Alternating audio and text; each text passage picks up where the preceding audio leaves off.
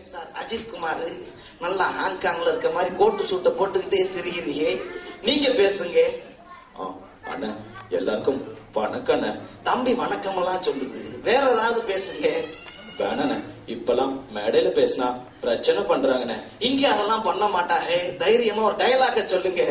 அண்ணா சரித்திரத்தை புரட்டி பார்த்தோம்னா நடு பக்கத்துல நயன்தாரா போட்டோ வச்சிருப்பீங்களா? என்ன சொல்ல வர்றீங்க? அண்ணா அது இல்லண்ணே, நான் தனியால் இல்ல. உன்னை சுத்தி பாரியா, 2 மைக்கு 2 சேர் தான் இருக்கு. எதுக்கு தேவையில்லாத பஞ்சு டைலாக் எல்லாம் பேசுற?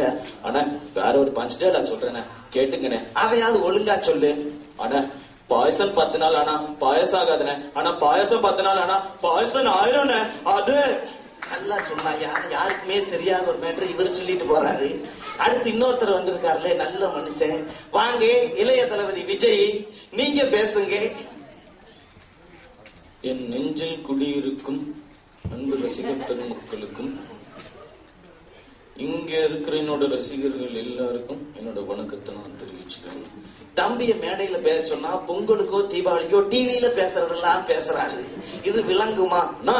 ஆளு பாக்குறதுனா சைலண்ட். ஆனா அடி சர்ற வெடிங்கண்ணா. அந்த இளவெல்லாம் தீபாவளிக்கு வெடி.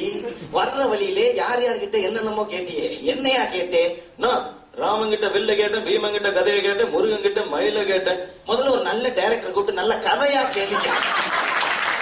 எங்களுக்கு புரியல, எவ்வளவு பேர் பாதிக்கப்பட்டிருக்காங்க பாத்தியா? கையால் அணை கட்டி தருங்க, நான் ஒண்ணு கால் வாயில காட்டாரு போய்கிட்டே இருப்பேன். கதையை பத்தி கேட்டா இவர் போய்கிட்டே இருப்பாரு. அப்ப நாங்களும் தியேட்டருக்கே வரமாட்டோம், போய்கிட்டே இருப்போம். நீ கிளம்பியா? இத்தோட நான் என் வேலையை முடிச்சுக்கிறேன், வரட்டுமா?